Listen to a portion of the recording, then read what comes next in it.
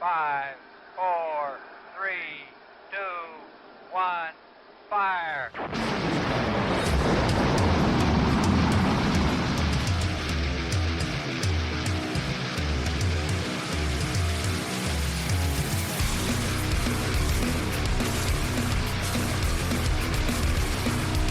We find wrestling, one promotion, one event, one match at a time. We are the Indie Wrestling Experience with Bob and John. I am Bob. John, what is up, man? Hey, what is going on, everybody? It's good to see you, Bob. Yeah, man. We're here again. And I don't know, what's new? Anything new? What happened this week? Not much. Oh, my And house. lots I got of my house. Hey, congrats. Everything shook out for you? You figured it out? Yes, sir. We're closing next week, next Friday. That is awesome, brother. I can't wait for the housewarming. Oh, hell yeah, man. We're gonna do it up right. I'm gonna do it up right. I'm gonna build me a big fence for this monster here so she can run. And maybe I get her a Yeah. Great Dane or something, like to as a buddy or something. You know what I mean? I'm gonna get like a 6 foot high chain link. Oh Lord. We'll get you. Hey, get some of the. There's some leftover lumber from those Danhausen boxes, so you should be all right. There's crates. Danhausen, man. What did you think when that moment happened? Listen, I am a Danhausen guy, right? I get the shtick of it. I get what it is. I also know WWE is going to ruin that. They are going to ruin him. He is not. I think he can be on that level, right? I just there. I don't see a way forward that it works with WWE's creative team. No. I don't think that they see his vision because Danhausen is a vision unto himself, right? He has made that gimmick work when nobody has gotten that. Now they've all come around, right? All the indie stuff and all the, as he's kind of stepped up promotion, he's sold it to a level of, oh, we get it. Just like Orange Cassidy, right? Right. Dude, he got in there. Nobody understood that at all. You and I understood it. We thought he was great. Mm-hmm. Now, kind of what he's turned into, it's lost some. And Danhausen will too, just being out to the masses. Um, it's a little sad, but I am glad a guy like that is getting the opportunity in the run. Um, I am definitely interested in how it's going to go. I'm with you. I'm a Danhausen guy too. And I mean, shit, man, that run where I was going to Ring of Honor shows at the 2300, man, like, I got to see Danhausen do his thing up close, and it was a fun time, man. And you're right, it was a cool shtick on the Indies or on Ring of Honor, and it was this really unique thing. And then AEW didn't know what to do with it, and you're right. I don't know what's going to happen in WWE. I know that if Vince were in charge, he would definitely ruin something like this. He would try to turn it into his own Mhm. version of Danhausen, and it would suck. But this creative team, the one thing that actually might benefit Danhausen is this creative team seems to be in shambles in WWE, man. Like, they're changing start times for WrestleMania. Now they got a multi-man match. They got Cody going against Drew Friday night. Like, I have no idea what's happening. Jade's got no opponent. Now she's beefing with Rhea. Like, And Jade's that, I terrible. mean, you and I were talking about it a little bit, her and Rhea beefing, and it seems like maybe a little bit of beef with some with Piper, right? Yeah, yeah. Like all of a sudden that is out there. Like I sent you something today. I was like, are these ladies working themselves into a shoot at this point? I don't know, man. I It agree. just seems like it just seems very dysfunctional right now. Um, it is not. I don't know, man. It's just nothing. There's nothing there that's cohesive right now. And not that I'm a big watcher of the product at this point.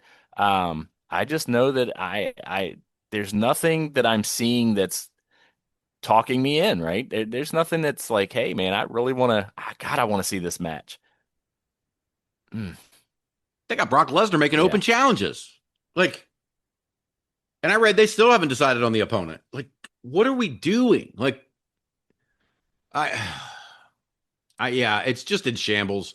Ticket prices are crazy. Tickets aren't selling.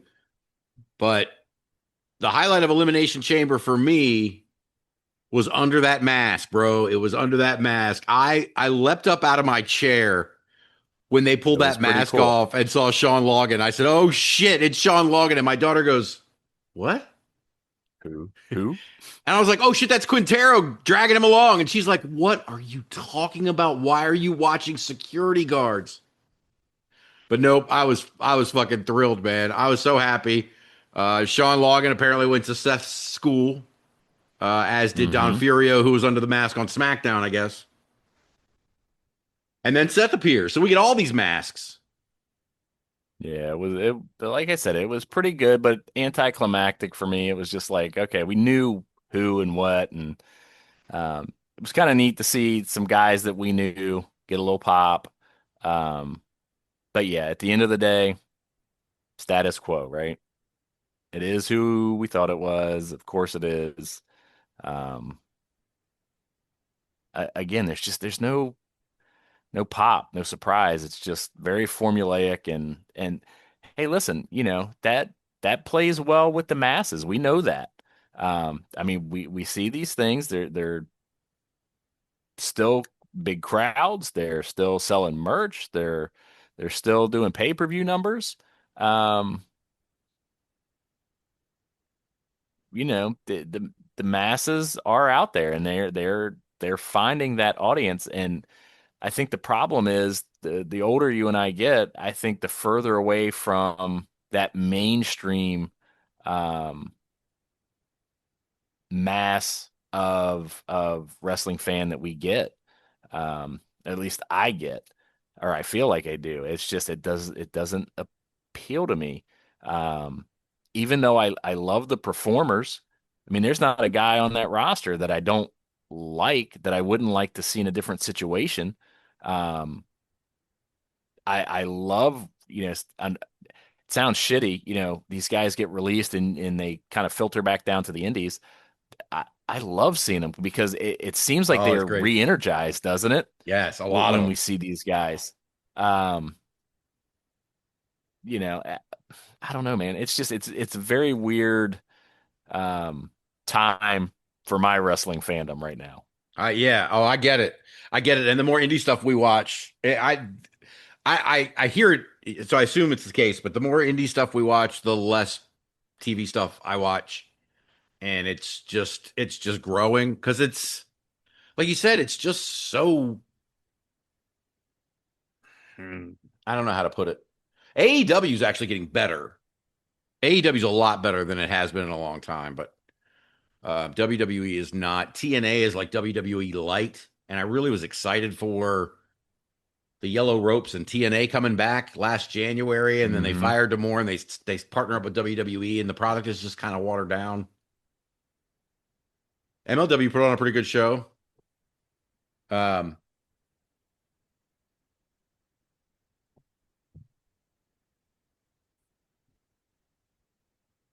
I honestly don't really watch much of Ring of Honor anymore. I had the network for a little while Hmm. when I was doing the rewatch, and then I kind of just let it go. And Ring of Honor's fine, but it's been so AEW coded that it's not Hmm. as it's fine, but it's I saw someone comment the other day like the thing about Ring of Honor, they just moved to a studio show. I saw, Hmm. um, and the thing about someone was saying the thing about the other shows was when you watch Ring of Honor, you know that all these matches are being taped before and after Dynamite when nobody gives a shit. Right. You need Yep. somebody to care about Ring of Honor again. Exactly.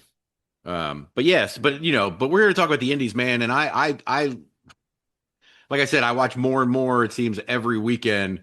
Um, Hmm. the I did. Did you see the rankings dropped? I did. I know you did because I sent you the thing, and I was like, "Is 130 too many?"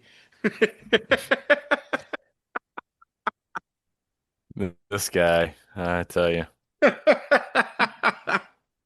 Yeah, it was a lot, but it's so much fun, man. I know you think I'm insane for that shit, but it is so much fun. I enjoy it so Hey much. man, I don't knock anybody's proclivities, man.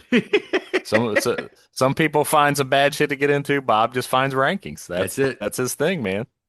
That's it. And That's I I did see the number one. That was pretty good. Yeah, yeah, he was pretty excited about it too, man. I saw he posted something about climbing to the top of the mountain and nobody's going to take it from him. So I Hey, listen, I'd like to see if there's somebody on there that can do it. Whew, did you see the good month luck. he did you see the month he had? He was in Texas, he was in Yes. San Diego, he Yeah, was he in was, Michigan. dude, it is so cool. I mean, outside of the performance part, right? Hmm. This is a guy that we've now gotten to know a little bit. Um, dude, it's awesome to see his career take off like that. It is, somebody that we feel a little more invested in. Yeah, more power to Sampson, man. That is goes to show that you put your mind to it. It doesn't matter at what age you decide to kind of go after, pursue your dream. Man, look at what this guy is killing it. He is killing it right now. Um, Sky's the limit, and man, I hope he gets everything he wants. Yeah. I just love watching these performances because they're amazing. Yeah, oh, I agree, man. I'm having so much fun. And like we said when we had him on here last time, he looks to get in better shape each time. And for a guy who is Absolutely. well, he's only in his early 40s, so he's a baby, but for a guy in his early 40s, I mean you don't see a lot of guys Exactly. getting better in better shape after 40 other than No. Billy Gunn. I mean, Well, and that's just a genetic freak, man. I listen, Steiner can say what he wants. You know, Billy Gunn is the real genetic freak. 100%, man. I wish I looked that good in my 20s, as good as he looks in his 60s, man. It's fucking ridiculous. And yeah, you're right. Every time we see Sampson, he's in better and better shape. His cardio is better. His matches have always been great, but they keep getting better. At a point in time when a lot of guys, this is when we start seeing kind of our heroes kind of start to plateau and drop a little bit, right? The work rate goes down a little bit. The match, the number of matches goes down. I mean, this guy he is blowing through matches. I mean, he is, like you said, he's everywhere. Right. He was in surgery a year ago. Like, what the, it's just like you said, you go back to genetic freak, man. I mean, Yeah. but he puts in the work. Don't get me wrong. I mean, that guy Yes. is Oh, always in the absolutely. gym, on top Yep. of a job, on top of coach. Like, it's crazy, I, man. it, Dude, I have a hard time getting myself to and from work every day and trying to deal with, my just family things, right? I can't imagine multiple jobs and wrestling on the side and training and dude, these guys are not only just physical marvels, but the mental gymnastics that they're performing to keep everything on schedule. Um, Man, it's amazing. It's really cool to see what somebody can do when they put their mind to it. Yeah, oh, I agree with you, man. It's so funny. Samson made that post right after the rankings went up, and so I did my video. I don't know if you saw the video that went up today, the men's video, but normally what I do on those top 25 videos, a little inside baseball here, I give each segment, each person gets 2.4 seconds. Um, Hmm. but this time, because Samson was so excited, he made the post. I gave him like an 8 second coronation walk at the end of the video. Like Samson, it's just Samson walking for like the last 8 seconds, just down toward the camera. So I thought that was pretty fun, man. So awesome. No, I haven't Uh, checked it out yet. That'll be on my list as soon as we're done here. well, the other one that went up yesterday was the tag team video, and Yes. I mentioned that Yes. because at the 11th fucking hour, I told you last week on this show that barring some Hmm. unforeseen circumstance, post game was going to jump to number 3. Well, shit. Saturday night at like midnight, they win the CZW titles back for like the third time, Dose, baby. jump to number 2. And the only Yeah. reason that they weren't number 1 is because Bang and Matthews just keep defending these titles in harder and harder Yeah. matches. Dude, they got 4 sets of belts Yeah. at like big promotions. Yeah, it's crazy what Bang and Matthews are doing, but dude, I'm telling you, post game, you and I mean, We talk about them we all the we've time. talked we've talked about them all the time. We've talked about them at length. Um, Those guys are amazing. They are one of my favorite acts to watch right Hmm. now. Yeah, and that includes Hellfire. Like the three of them together are just so Oh yeah, good. absolutely. It's the three of them that make that group, dude. It's they are so cohesive and they dude, they remind me so much of old 80s tag teams, right? With the heel manager. They, I don't, you want to talk Midnight Express, you want to talk about, just in that vein, um, Horseman, if you want to talk Arn and whoever he was with at that point in time, Arn and Tully or, Arn and Ole or, Arn and Barry, whoever it may have been at that point in time. Um, God, they're just so good. So Yeah. good. And Hellfire, if he's not the best manager out there, he's in the discussion. Yep. Yep. I agree with you, man. And he's such a great mouthpiece, and he's Hmm. a fantastic talker. Yeah, like I said, that whole package is great. But you said something last week that's been running around in my head, and Hmm. I keep thinking about how true it is. And you're right. Every time we see Vinny Talata, it it's like, dude, Yeah, I this know. kid I is a know. piece of work here, man. And I know. and that's And coming he's from only two getting people who bigger and love badder. Mike Walker. Like it takes a lot to pierce through that because we're Mike Walker's a homegrown boy for us. Hmm. But yeah, every time I see Vinny Salata, I'm just more impressed in that look and like, oh Yep. yeah, he's in great. They're in great shape. Congrats to post game on winning those CZW titles back, man. That's Yes. and I happened to catch Congratulations, that shit guys. like You late guys, at night and made the oh, change. that's It was- funny. oh my gosh, that cracked me up, man. Oh, what else is going on? Oh yeah, let's talk about this for a minute. So this, we're not really a politics podcast, and I Hmm. don't want to get necessarily into any politics or how we feel about certain things. Um, but we know that the ICE issue has been one in the country for a while, and it's starting to creep its way into professional wrestling. We've heard stories here and there off the air. Um, but then last week or the week before, Nicolth Lucero, who I remember wrestling for CCW a couple of years ago, I don't know if she's even active really, but I remember writing up her matches when she would work CCW weekly TV. And Hmm. she's driving home from work a couple of weeks ago and gets picked up by ICE. And apparently she has all documentation. I don't know. I don't want to misspeak on that, but still got hemmed up. Her husband recorded the whole thing, created a GoFundMe for her. And now I hear just in the last day or two she's back with her family, but I didn't hear too much on the details of that. Did you hear more than that? No. I pretty much, when you look into it, you pretty much, you nailed exactly what's information is out there. Um, if I'm being completely honest, like you said, we're not a political podcast. We're not, that's not what we do. It's not what we talk about. Um, I I am very surprised that we haven't had more stories, and I'm sure there are more out there. They just haven't been reported on. Right. Um, because there's just too many um, great performers, that are coming to us from other countries.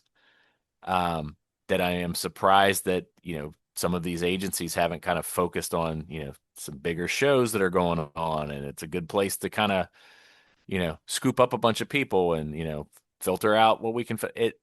It's just, it's terrible that that's something that we have to think about. Yeah. Yeah, I agree, man. I'm It's just just crappy, and I hope that she's, back with her family and safe and, relatively unscathed, and hopefully everything, works out the way it's supposed to for her. yeah. And like we always talk about, we hear the guys like off the air talk about, everybody watching out for each other. We just hope that everybody in the wrestling community is watching out, watching people's backs, Hmm. that you guys have people you can call, people that are, there if you need it, like, a network or something for these kind of situations when you can be involved in them. I mean, I'm not saying everybody needs to set up vigil for every person they know that could get, picked up, but to have a network of the people that you're close to in case something happens to them. And then they have their network and on and on. I hope that's going on. And it looks like the community responded to this. So that's awesome. Yep. Oh, what else? Better stuff. Oh, shit. Jimmy Valiant, the Boogie Woogie Man, dude. I sent you this, so I'm not going to pretend like, did you see it? I know you saw it. 83. Listen, Flair gets all the run, but we still got some legends out there doing this shit, man. Yeah. They're calling it Boogie's Last Dance. Now, the question was, is he out there by himself or has he got Baby Doll with him? Oh, Miss Atlanta Lively. Oh, her big mama. Oh, hey, God. Listen, this guy's doing at 83 what you and I couldn't do 15 years ago. So right. No doubt. But all I saw was, let's see, hold on. I got it right here. The now NAWA promotion in Lancaster, South Carolina. The event's going to take place April 25th at Buford High School, but I don't know anything else. I didn't see an opponent. Did you? No, I didn't see one either. Just kind of announced that he was doing his final match. So, hey, listen, man, I had a lot of good memories of watching Jimmy Valiant matches. So, that was one of our old school guys, man. So, all we can do is wish him luck and I hope he's going out on the terms he wants to. It sounds like he is, so that's awesome. And listen, for a guy who, as I'm reading here, started his career in 1964, right? We really became familiar with him in the 80s. So as kids, so I guess the first question that popped into my mind was, is Paul Jones still alive? Right? Because that seems to be the only opponent that makes sense. But unfortunately, he's not. We lost Paul Jones about 8 years ago. But dude, Jimmy Valiant and Paul Jones from 82 to 85 or 86. It would have been 81 to 81, 82. Yeah, absolutely. I mean, they were through every territory in the South at that point. So they were. That was wild, man. That was such good stuff. And Jimmy Valiant it's funny though, what stinks is going back and watching Jimmy Valiant matches on the network because they've taken out his actual song and they play garbage. But when Jimmy Valiant would come out, that song would play over his promos and everything. So you get like these promos that are completely drowned out by garbage replacement music. You had some of the best hair in the biz, right? Oh, yeah. Permed and teased to no end. Just, dude, he was flamboyant, but he was flamboyant and it could kick your ass. And, dude, it was just something about him that even as a kid that just kind of struck you as got to watch this guy because you never knew what he was going to do. Nope. So nope. And like you said, had that hair, but then it got shaved. Had that beard, got shaved. Like shaved. Yep. Oh my gosh. Well, listen, somebody else, you said something flamboyant and dangerous or something like that a second ago. Somebody else is flamboyant and dangerous has some really good news. I saw Sonny Kiss was accepted at the University of Pittsburgh to pursue her doctorate. Jesus, dude. Sonny Kiss got brains. Is awesome. That's so cool, dude. Not just a pretty face, right? She kill you with the brains too. I mean, good for her. That is awesome. And this is another one, right? We were talking about this, the awesomeness of time management of a professional wrestler, right? Because we know the kind of schedule that Sonny Kiss is running. I mean, Sonny Kiss is a very, very big name, very in demand, and we're still going to find time to train, to wrestle, to do all your endorsements, to do everything that you need to do to be a professional wrestler. And you're still going to find time to go get a doctorate? Get out of here, man. And probably got a shoot job. Like, I'm sure. Like, what the fuck? That's the kind of shit I might have tried to pull when I was 21, maybe. But dude, it thinking about that kind of schedule makes me tired. So, Sonny, more power to you, girl. Do your thing. Congratulations, no doubt, man. That's really cool. Congratulations, absolutely. I'm so happy for her. That's awesome. Someone else to congratulate. I actually did turn this on Friday night, the Chaotic Wrestling Show. There was news that came in late. I think it was Thursday when I saw it that Jariel Rivera was going to get a shot at a WWE contract at Chaotic, and his opponent Tony the Cheese didn't show up, so they had Rivera wrestle his tag team partner. It was very clearly a coronation for Rivera, but it was so cool to watch. You know what I mean? Like, I love when they're reaching into these promotions and they're grabbing guys. And I just saw someone else got pulled off a WXW show last minute for a TNA. Like, I love watching these guys get pulled and get successful. You know what I mean? Like, that's what we live for. You and I talk about it off air all the time. Mm-hmm. Yep. Yeah. More power to Mr. Rivera, and that's an awesome opportunity. And hey, man, chase that dream, brother. Mm-hmm. God, what else? Oh, how about this Tony Atlas and Dillon Hines thing? Did you follow up? Like, I put it in the notes and I didn't follow I up on it as much, but Yeah, I didn't get a chance to look into it, but I mean, we know Tony Atlas is not averse to a little, having a little bit of head button with promoters. So does it surprise me? No, not really. I mean, Dillon Hines, we've heard, you know, things mention of before. not in the best light. Um, But no, and you know what? Tony, especially as of late, has really kind of, I think, found his voice for himself, where a lot of years I think he kind of got, you know, pushed around a little bit. Um, so, again, you don't know who's in the right, who's in the wrong. It's not our job to speculate. All I hope is that, you and I are always kind of going to, I think lean a little more toward the wrestler side of things, and just hope that, he got his due. And if Dillon wasn't doing what he was supposed to, that, Tony's putting that out in the open, man. Listen, drag it out in the light, brother.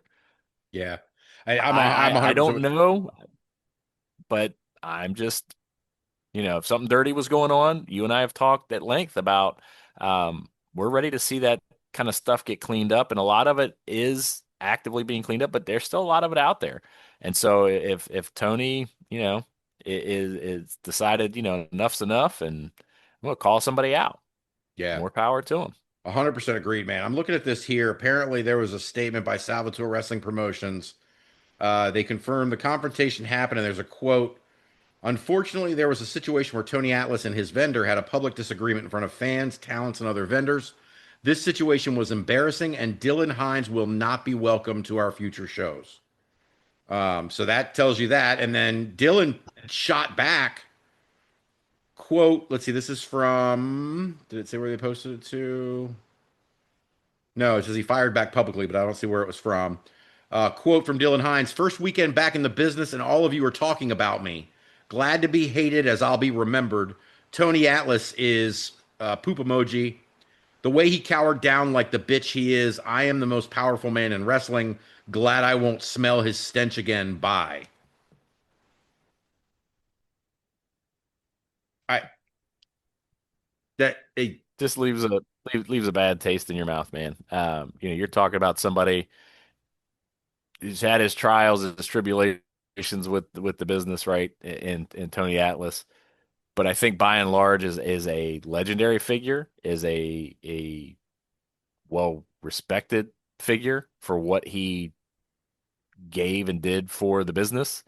Yeah, nowadays I especially. don't think that sits. I don't think that sits well with a lot of people, new fans, and new fans that are finding him through a lot of these documentaries and these things that he's doing, and old fans like us who remember him, um, and what he meant to a certain period of time. Um, yeah, I don't I don't care. know. I don't care. You can have opinions about what Tony Atlas went through and what he Hmm. contributed and the drugs or whatever in the 80s, dude. But Tony Atlas to me is untouchable. Tony Atlas is a Yep, big-hearted dude who yep. makes mistakes not because he's evil, but because he's just an open kind of guy. You know, you see him Hmm. smelling, kissing women's feet on Instagram and shit. I mean, the guy's not ashamed of who he is, and No. I'm here for that. I love that. The second show I covered for this blog was Assault Wrestling Alliance in Waldorf, and Tony Atlas was the featured guest. and they were 40 minutes late starting the show. So Tony Atlas sung for us. Like, dude, like, Yeah. I mean, that you're not going to tell me. Well, I'll take that back. I'm an attorney. I shouldn't say that. It's going to take a whole lot of evidence to convince me that Tony Atlas is in the wrong here. Right. And this is the guy Dillon Hines, remember. And again, I'm not casting any aspersions against him. I wasn't there. But I do know Dillon Hines, we reported on because he's the one that got into it with Matt Riddle a few months ago about the pay.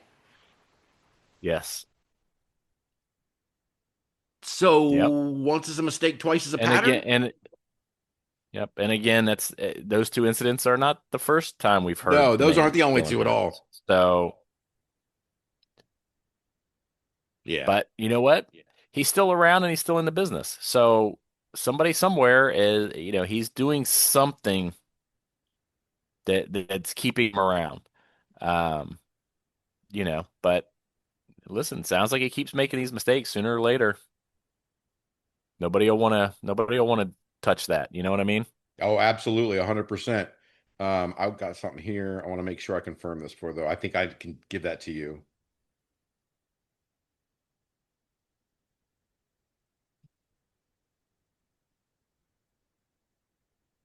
Oh, my friend. I just want to pull this up to make sure I've got it right. Yes, Dillon Hines is the son of Bobby Fulton. Okay. So there's your connection. He's got a dad in the biz. He's got a dad in the biz. Yep. And like I said, that's not casting any aspersions on Bobby Fulton. I don't know I don't know nothing about it. But that's his connection. Nope. You know what I mean? Yep. Exactly. What else we got going on? Let's see. Let's skip down. Elevate Pro Wrestling. Our buddies down at EPW crowned their first women's champion this past week. That's just a quick note, but excuse me. Congratulations are in order to Nikki Wilde, who beat Brooklyn Ray and Jada Stone to become the first ever Elevate Pro Wrestling women's champion.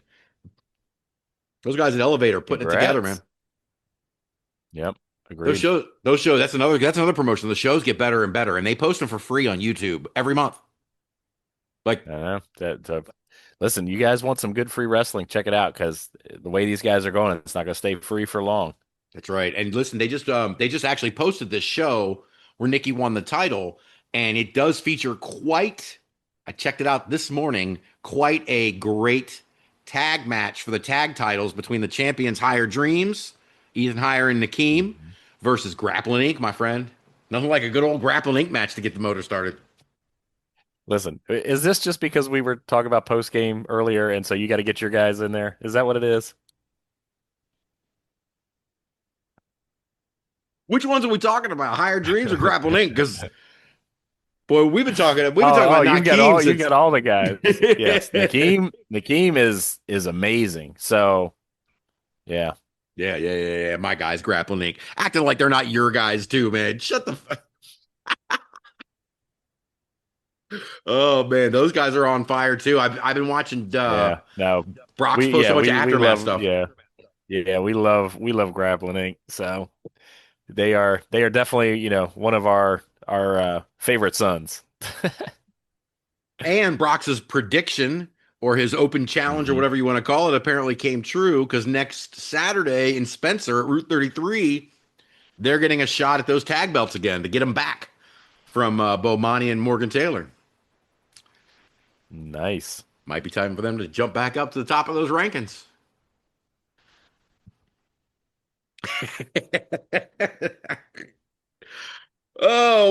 Some more title changes. I meant to mention this last week, but I wanted to bring it up because we're going to have Rich Buchholz on next week. Yes. I sent him a text. I'll send you later. Something MJF said spurred a conversation that we're going to have next week. Okay. But also, he's got Perseverance 2 coming up March 14th. And the Donkey Suit versus the Company matches with Casey and Jordan taking on Tori Fox and Josie Valentine, respectively.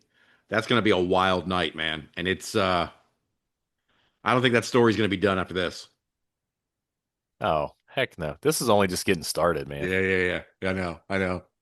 So we'll have Rich on to talk about that. Rage and Pro's got lightning in a bottle right now, dude. And they are ringing it all out, man. I love it. Yeah, I can't wait. But the thing that happened at the last show that we didn't get a chance to talk about, they put the belt back on Brick. The beast. Absolute beast of a man. We have met him. We have sat next to him. We have shaken his hand and watched his hand engulf ours, and we are not little men ourselves. Um, man, that dude, that swerved me. I did not see it coming at all. Couldn't be on a better guy. I mean, you want a champion.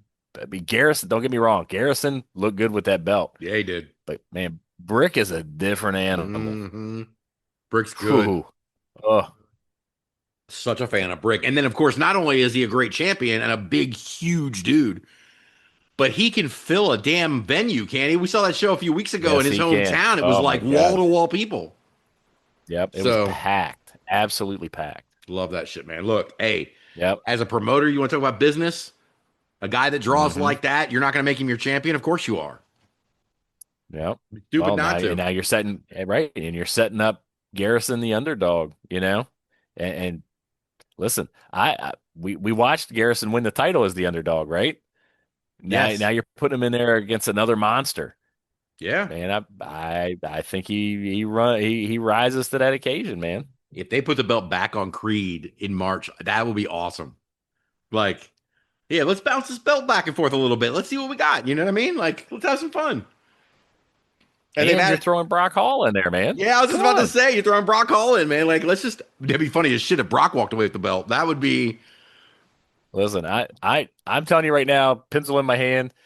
I like the idea of it going back, Garrison kind of getting it back, making a couple of defenses, and you know who coming back from injury. Oh, Monday. yup, yup, 100%. It's going to be, oh, man, going to be wild. Yeah, because you got to throw right. Silas is going to be in the mix when he gets back. So, Silas is coming. He's coming back pissed, pissed.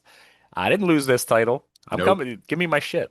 Yeah, it's gonna be and he's gonna come back angry. And angry Silas is so good. Yeah, I start to think sometimes. We talk about hashtag give John the pencil all the time, and I support that. But but I wonder sometimes if giving Bob the pencil isn't like giving Vince Russo the pencil, because all I want is Brock Hall to win the damn belt and throw a monkey wrench into everything. Like that's all I want. Like fuck the Bob, story. Let's just crash. Bob subscribes to chaos theory. Everybody, that's Bob's philosophy of life. Chaos theory. That's it. Crash, crash, crash. Let's just do it. Oh man, but Brock Hall is a big name in the Midwest, so I mean, it's not like you putting it Yes, on nobody, but it would be out of nowhere. exactly. It'd be out of nowhere, but yeah, it would. Listen, Raging Pro does some crazy stuff, man. Just look at what they're doing right now. So you don't put anything by those guys. That's because Rich is local. You don't know what he's gonna do, Essay. You know what I mean? He's I know he's about to. I'm worried he's about to wear a donkey costume. That's what I'm worried about. you're worried about it. I can't wait. I'm gonna get video. I'm Oh, gonna get pics. I I don't want can't. I don't want that for our buddy, man. No, no, no. I Come on. definitely do. He need. I want to see it. I want to see him Uh, running around the ring like Bobby Heenan in a weasel suit and like flip it upside down because he's so mad the suit's on. Like I want all of it. oh, so good. And then I want Brock Hall to win the RPW championship and proclaim that he is Savage Seduction. And then the whole thing gets thrown into the mix. Oh Lord. Yeah, don't give me the pencil. Don't give him the pencil. Hashtag don't give Bob the pencil. That's right. Don't give right. Shit, I talk about another last minute, late night, midnight fucking title change too here at MCW.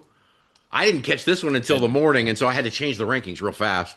The Zukkos Dude, go I did down. not I 100% did not see that happening at No. all.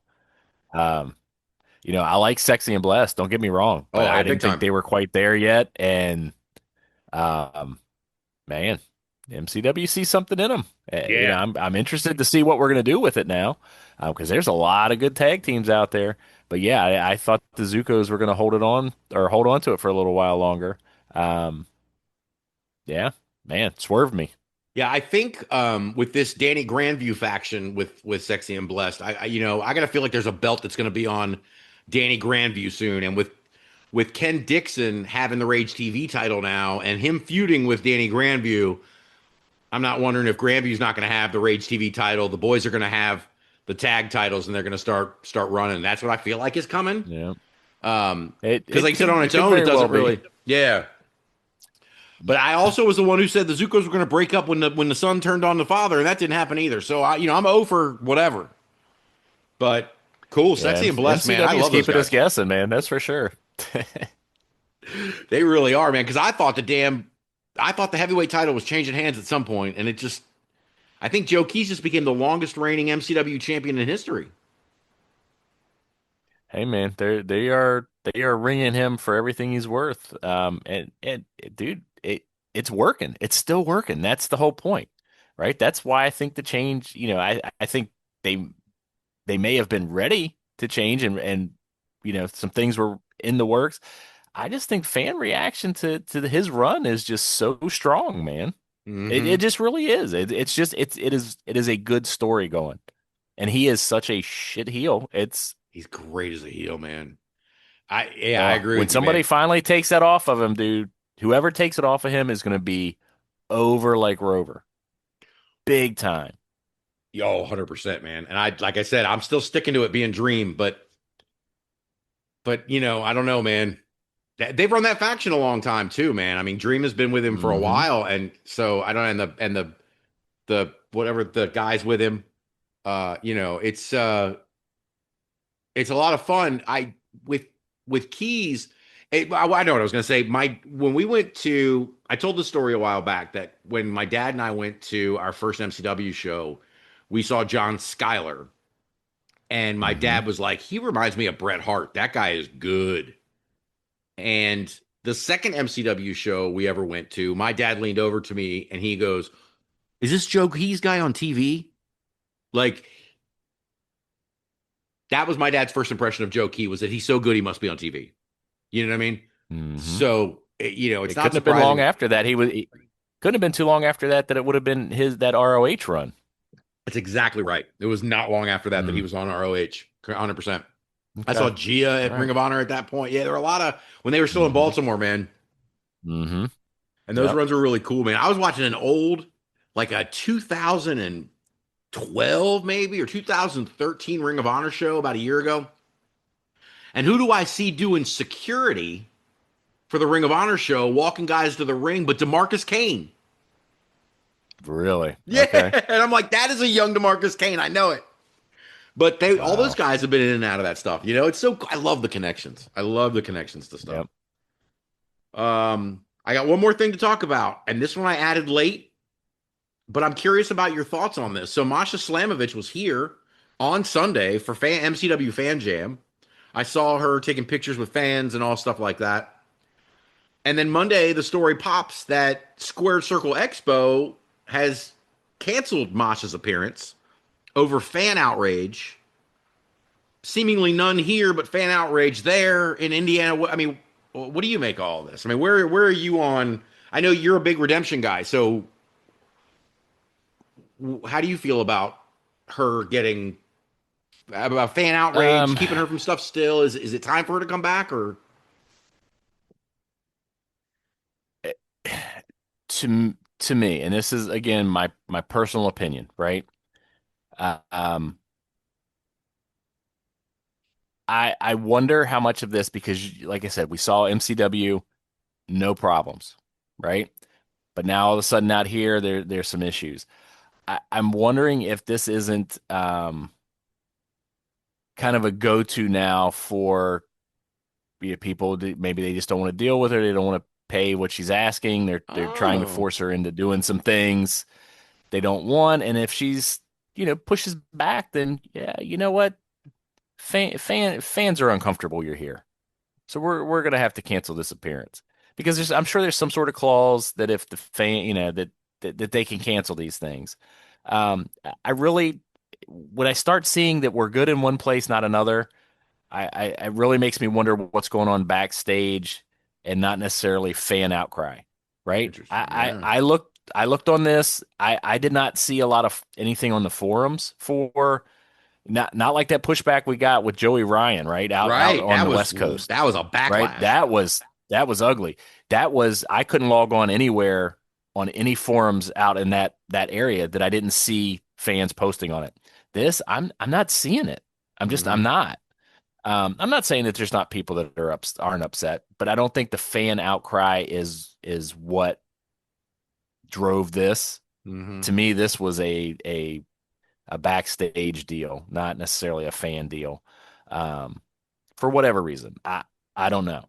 I think it had more to do with that, and it's something that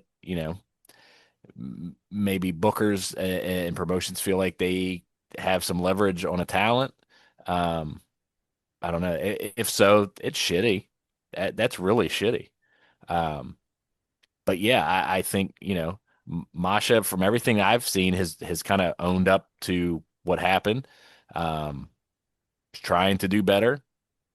All Right. you can do is, fans. To me, I mean, MCW fans. I mean, like I said, this was our home turf, right? Mhm. Hey, we're just glad to see you. You're doing the things you need to do, and hey, we're here to support you. Um,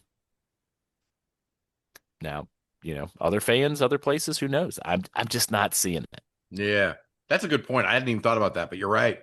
It could be a cop out. Yeah. Um, and like I said, I don't know anything about the backstage, how much of all this No, no, and allegations that I we don't heard was either. And I'm serious not. and whatever. Like, but I do know that people are welcoming her back way more quickly than a lot of the others. And that's what I Hmm. lean on. You and I have talked about this before. I lean on the reactions of others who are inside, people that I trust or people that I know or people that I've seen make good decisions before. And I watch them make the decisions and then say, okay, well, if that person on the inside trusts her, something must be okay. Or if that person on the inside that I know doesn't trust her, then something must still be wrong. And that's kind of as far as I Hmm. take it. You know what I mean? I trust the people on the Yep. inside to make decisions. And listen, there's nothing wrong with making a business decision Oh, on Masha absolutely. Slamovich. Like that's a business decision. You know what I mean? Like I don't know what the like you said, if it was backstage, it could have been finances. It could have been any number of things. It could have been Hmm. somebody in the company that was like, no, I don't want her here. I hate her. You just don't know. And Right. so, like you said, that's a good point. But I thought it was weird. Like she was here, like you said, she was here, but now they're pulling her from Square Circle Expo. It's just weird. Hmm. All right. Well, let's talk about our IWX Watch This of the week and then get to our control center. I wanted to go to Appalachian Mountain Wrestling because you and I have been talking about them since Carlito made that appearance like 4 or 5 months ago. Yes. We were like, these guys are Hmm. doing big things. So I wanted to check out this show. And I wasn't disappointed. It was a Yeah. little longer than I expected, but it was No, it was a lot of fun. yeah, and the matches, like last week we had, and I was fine. I liked it. I said I liked it, but we had a lot of short matches. We had 5 matches in like 45 minutes, little bit Hmm. of each talent. This time we got full size matches from a live event, and the feel, the matches, everything felt completely different. I'm not saying better or Hmm. worse, just this is a very different feel. The production was really good, but dude, I'm starting with that commentary team, dude. They were fucking off the chain. I love those guys. Dude, you talk about the commentary that keeps you interested throughout. That was these guys, man. They reminded me of me and you sitting there just That, messing with each other. yep. That was the vibe I got, right? Was these two guys that you just see them just messing with each other, and just you could tell they were having a good time. Mm-hmm. They knew the product, they knew the wrestlers, they kept me engaged. They gave me plenty of a backstory. I never felt like I didn't understand the characters or what was going on. Um, yeah, man, I thoroughly enjoyed it. I did too. I thought the production, we always start here, but the production that was high quality, it was clear. The commentary team, you could understand them, everything made sense. Hmm. And again, like I said, I mean, it's such an important thing with phones these days having the capabilities they do. For you not to have half decent audio or half decent video on a show is tough to swallow for me. Um, Yep. And these guys, man, they have a favorite move, Bob. What's their favorite move? Wait, what? Their What am I favorite forgetting? move, man. They snapmare. Oh, There's a snapmare. there was. He God, says there's a lot of snapping going on here tonight. a lot of snapping going. They don't do that over there in England or Europe. I'm sorry, in Europe. They don't do those snapmares in Europe. Yeah, it was these guys. These guys are awesome. They are awesome. Man, I've got a bunch of little like marks in here from like stuff that they said and just cracked me the fuck up. And I was having so much fun. Let's talk about the matches though. So this first match is Murphy Yes. Costigan versus All In Ace Carmichael. And my comments were Murphy Costigan is a big boy, and Ace Carmichael could be the third member of FTR, man. That guy is technically sound, and like he carried that match Yeah, along. it was I a really it was a like great match. It was a good technical guy and versus the big guy. Yeah. Costigan, man, he's really got something with that kind of Scottish nobility thing going, right? Yeah. It was weird. It was neat. He kind of had that little bit of the oh shoot, who am I thinking of here? I don't know, the English prim proper, but man, he's got a nasty streak in him. The Regal, maybe.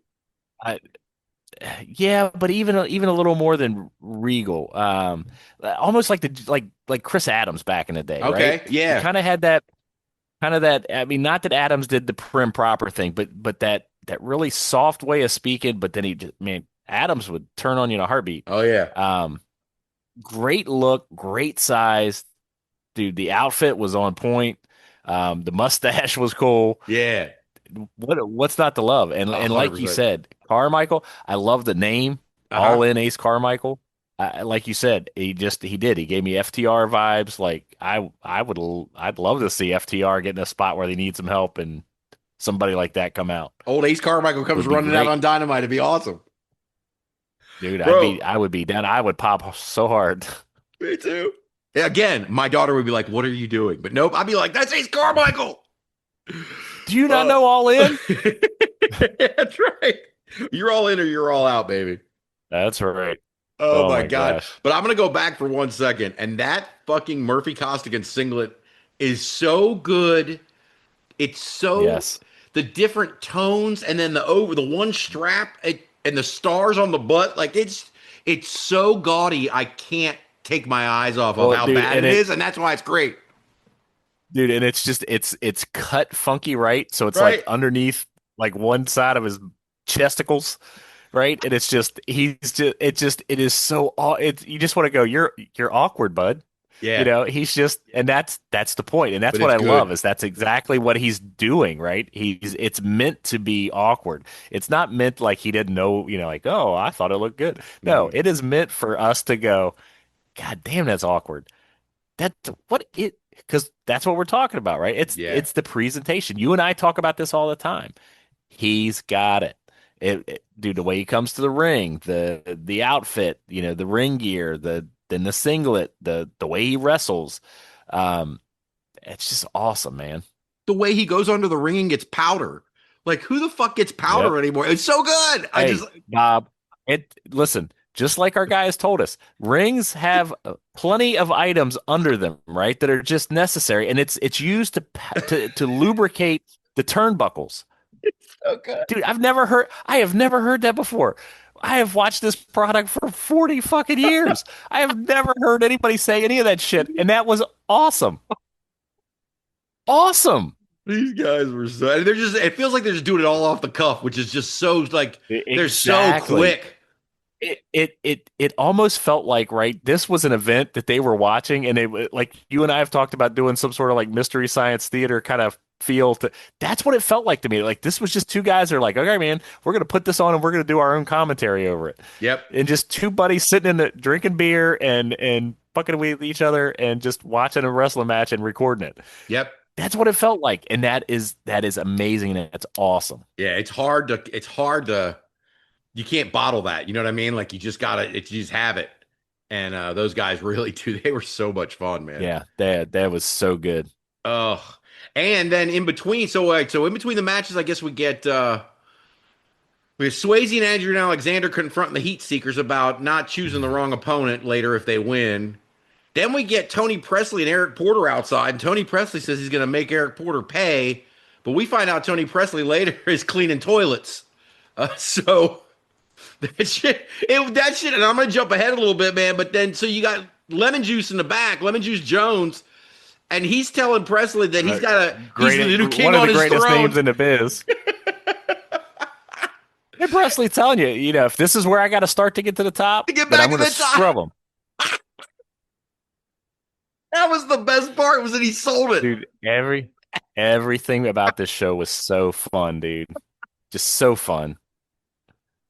Oh my gosh, I was crying laughing. And in between the matches, I see the Honky Tonk Man. I said, well, shit, there ain't nothing wrong with seeing the Honky Tonk Man show between matches, man. I love that. Dude, it just, there were people watching and were like, who, what? You and I are like, ah! Right? Oh man. Like I said, dude, this show I keep saying it was so fun. Yeah. It was so good. It was. Just and it's good because these matches were also really good too. So there's a lot of time to talk. Yeah, absolutely. And the commentary team to take over and do their thing. And it was really good. This second match, this Kentucky Championship match, Marvelous Marcus Johnson, the champion, against Jeff Klepper. And Klepper's another guy, but from the heel side, right? Like for me, that was like really sound. He carried the match. He kept the tempo. He was calling spots you could see here and there a little bit. And it all laid out just the way we wanted. And then fucking Marcus Johnson, you saw it in the notes. I think he's like a tigger. It's like his tail, his bottoms are made out of springs, dude. So the moment that it was time to unleash Johnson, Klepper then it was time, and it worked so well. You had the perfect note I was reading through in the notes. If he can do that Montez transformation and put some thickness and size on, dude, Marcus Johnson, that guy, dude, he's right up there for me right now. He's right up. He's damn close to Miles Hawkins. Right. You put some size on him. Ooh, sky's the limit for that guy. Yeah. And then he goes and he comes off the top rope. And it's like, there's the Montez. It just all makes sense. You know what I mean? Dude, and the height that guy got was ridiculous. And just how smooth it looked. It like you said, it was Montez Ford. Tell me another, again, all we're doing is mentioning the underutilized WWE talent, right? So, here's a guy that should be headlining a WrestleMania. Not, where's Montez? Yeah. No idea. So lost in the sauce, man. It is sad, dude. But of course, at the same time all this is going on, the commentary team is getting into another bickering fight. And basically, midway through this match, it devolved into R2, am not, R2, am not. Dude, they were their own characters. It was great. I love that, right? I love it. And it never took away from the matches. Nope. It added to the show. And I appreciate that, man. It reminded me a lot of, the old WWE back in the day with, even if you want to go back to when Vince was doing commentary or early Heenan starting in. Heenan and Gorilla, yeah. Or Gorilla and Jesse. Going at it. Or even the old Shivani stuff. I mean, just they added to the show, never took away, didn't overshadow. Again, I keep saying it. I know, fun. Everything fun. Yep. This show was all about being just tongue in cheek and yeah, that's a great fan friendly. It was great. It was just great. I agree with you, man. 100%, man. That match. Oh, at the end of that match, you get a sleeper hold with a three arm check. That's old school, and I love whenever anybody does that. And then as soon as Marcus busts out of that, boom, a comeback, a blockbuster, and Marcus is still the champion. I loved it. Oh, what's next? So then they go from there to an interview with Wes Barker, who turned on Marty Clay last week. They've threaded this all the way through the episode, which I thought was really well done, too. They started with a Wes Barker little montage at the beginning and him turning on Marty Clay, and then they brought it back, and now they're interviewing him and talking to him. I thought this whole thing was threaded through really well, and I actually happened to watch the show last week when he turned on Marty Clay, and it was a moment, man. So I thought they brought last week to this week very well, and like I said, family implosions always play well, right? Yep. We all love seeing that. So they played this one perfect. I can't wait to see these guys go at it. No, agreed. The next match I really enjoyed too, Stan Sierra and the turncoat Eric Porter. This is when we see Presley come back in, or is that later? No, that's later. That's at the end. Toward the end, yeah. Sorry, no. So this is where the snapping's going on. I got my note here. Stan's biggest fan, Nancy's at ringside. They talk about how Eric Porter turned against everyone else at New South during War Games. Stan Sierra is like built like a brick shit. I mean, like I said, I think I put in the notes. He's kind of built like Tomohiro Ishii, man. Like he's just thick and stout and just his center of gravity is low, and you ain't taking him off of it. And Eric Porter was great. He's a wrecking ball for sure. Yeah. Porter was Porter sells much better than I thought he would. Mm-hmm. Yes, 100%. And then he grabs a hold of Stan's balls. That was I mean, they did a great job selling that whole moment. Oh, that's right. Because then he said the commentary team said it was the German claw. The German claw, baby. And 2 seconds later, Porter takes Sierra to the ropes, crotches him on the middle rope, and the commentary team's going, ride the pony. I was losing my absolute mind. Ride the pony. That shit was fantastic. Porter hits a double axe handle, which gave me Macho Man vibes. But as the match winds, loved it. Yeah, wasn't that great? But as the match winds down, Stan Sierra just sucker punches the referee, man. I haven't seen that move in a while. Just hanging out. Bam! Referee's out. Oh, right. And just the swerve of it, because, I mean, technically, right, Sierra's supposed to be the face in the match, right? And just like, hey, boop. Just, dude, this promotion and the things they do, I think what really got us, both you and I, and correct me if I'm wrong, was a lot of nostalgia to it, right? It was a lot of old school wrestling. Like you said, the old, the sleeper hold, the 1, 2, 3, the sucker punch the ref by the face, all the snapmares. It was just a lot of again, I keep saying it, I know. Yep. It's a lot of fun, man. It really just made me smile. It was an hour and 15 minutes that I could turn the brain off and enjoy. I felt like I was watching old WWE superstars. It was great. And it's funny you say that, like, because we have talked to and interacted with and watched several promotions just since you and I have been doing this that claim to be old school territory type wrestling. And in some cases, what that translates into is boring. Like, some people say that they're old school because they don't have any exciting guys. That's not what this was. They made all these exciting guys into something that felt nostalgic and new at the same time. Like, it's a very different beast. And I agree with you 100% about it.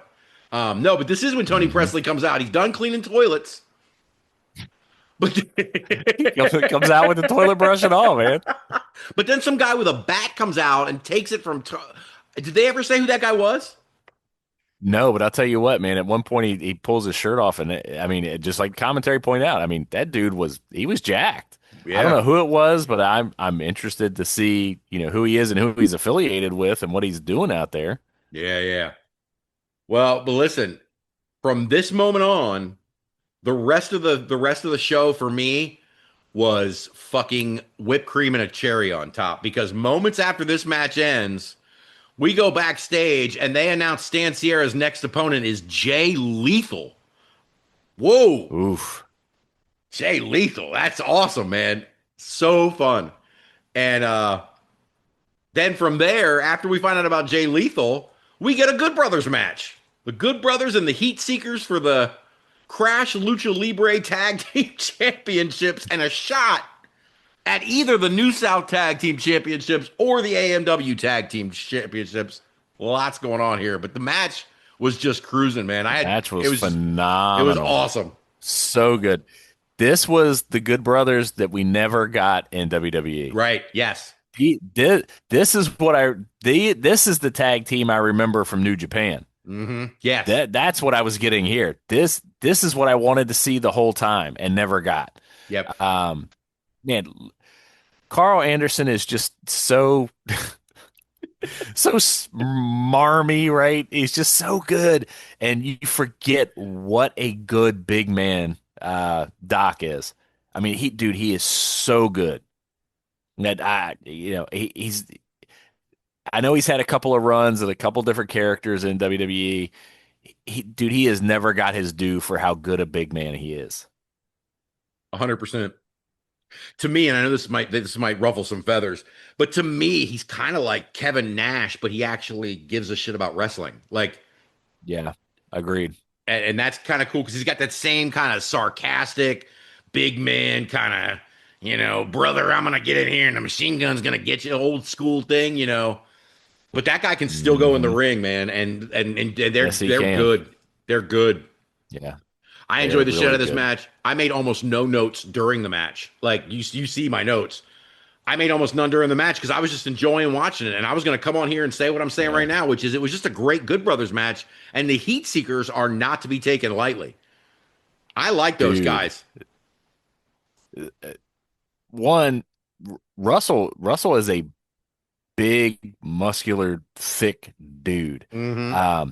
But man, Sigmund, that was the breakout guy for me. That was I've seen a few of the Heat Seeker matches. I've heard the name for a while. I know they're highly touted, but I hadn't seen enough of a full match. Dude, Sigmund there's something with that guy. He's like old school Basham Brothers, just big, that's a good one. Meaty, beefy, kick your ass. Just Heat Seekers. I get the hype now. Yeah. Like I said, I've known they were good for a while. I've heard the name. I get the hype now. Yeah. I absolutely get it because they are. I mean, they were right in there with the Good Brothers. And there was not a drop off in talent at all. No, and they are a real tag team. They are like a tag team. They're not a couple of guys that are put together. And you talk about Sigmund. You saw the note I put in there. I'm going to mention one of the two names, but I'm not mentioning the other. There's two people he reminded me of when I was watching him move around the ring. One of them was Dean Malenko, and the other one is a name that we don't say too much. But if you know what name I'm talking about, you can immediately see the parallels. The way the guy is shaped, if nothing else. Shaped, and you know what it was, Bob, is the intensity of it. Yes. That snap the person that we're talking about, dude, that was the one thing with him that, he who shall not be named was probably the most intense guy in that ring I ever saw. Mm-hmm. And Sigmund had those vibes to him, and just that, like, an absolute killer, right? Just an absolute killer, like an assassin in the ring. That's the only other way to explain it. Like, I could see big things for him in the future. Not just a killer, but a killer who wastes zero movement. There's like not one movement or one bit of energy that's exerted that is wasted. It's all like on to the next thing. It's like laser focused, move. It's almost like a robot, to be honest with you. It's like so laser focused. And that's how he who shall not be named was too. It was like you get in the ring and it was all business. Even down to their finishing move, right? Elliot's got that kind of nasty shoulder, just sidewalk kind of just nasty slam, and Sigmund comes off with that just a flying headbutt from hell. The parallels are there, man. In all the right ways. Exactly. It's refreshing to see somebody that puts that much effort into it. It was great. Yeah, Sigmund's a beast. He is. I'm looking forward to seeing more of that team. And it looks like we will, because Adam Swayze and Adrian Alexander come out, distract the ref. Yep. Good Brothers hit the Magic Killer 1, 2, 3, good night. But the Heat Seekers versus Swayze and Alexander is far from over. That's gonna be fun. It's gonna be fun.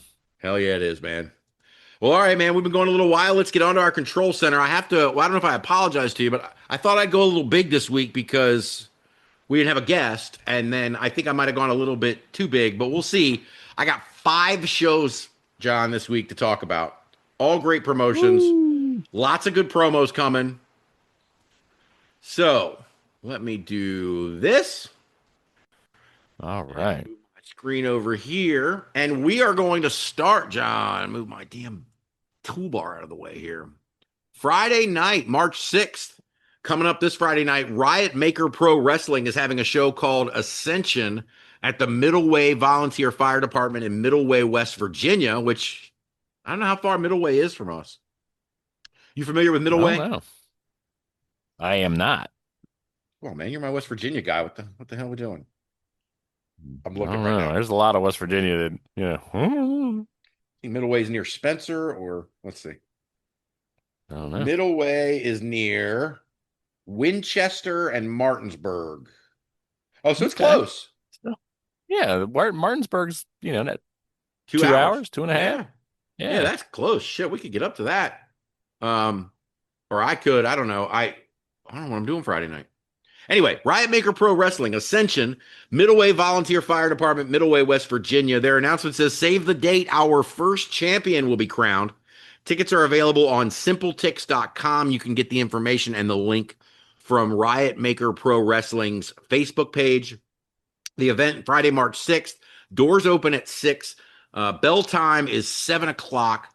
Tickets are $20 for front row and $15 for general admission.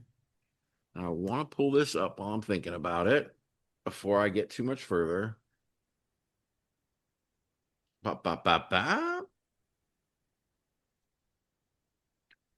Let's see. Okay. So we've got 1, 2, 3, 4, 5, 6, 7 matches that I counted here. We are going to start with a mystery opponent, John. We've got Kurt Blair and Sean LaBelle are going to take on TJ Sykes and a mystery partner. Let's see. Uh-oh. I had a description of that here somewhere. Where are my descriptions here? Here we go. Oh, stupid thing. Over the past year, debonair Kurt Blair has been embroiled in a bitter rivalry with the Red Sire, TJ Sykes. At Unchained, Kurt put his plan into motion. Alongside his associate Sean LaBelle and Travis Norbert, he made sure TJ Sykes would not advance in the heavyweight tournament. That interference was the final straw. GM Vincent Varelli declared enough is enough, so at Ascension, we're going to have Kurt Blair and Sean LaBelle with Travis Norbert in one corner, TJ Sykes with a mystery partner of his choosing in the other. Who will it be? I don't know. Those guys are local, so I got some ideas because I could throw out some names here, John, but I guess we'll see what happens. What else? Hey, man, the surprise is going to hit you. That's for sure. And speaking of some names that we know, 2 names from ACW around here for sure. Brittany Blake in a women's match taking on Aurora Lee, who I'm starting to be convinced might be the next ACW women's champion. Uh-oh. Okay. Yeah.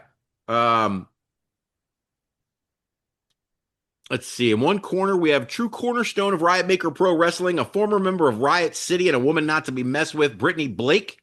In the other corner, we have a rising force, a newcomer to Riot Maker, a current member of Riot City, certainly not to be underestimated, Aurora Lee.